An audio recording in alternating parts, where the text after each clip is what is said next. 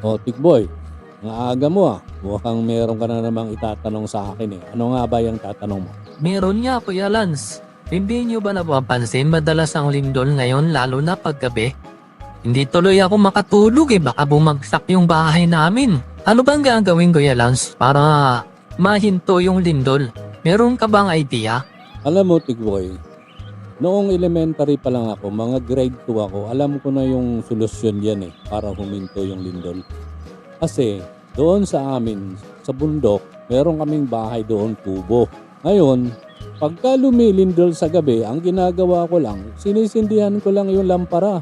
Ayun, tigil agad yung lindol. Ganun lang. Ganun lang gawin nyo pag lumilindol. Buksan nyo lang yung ilaw, titigil yan.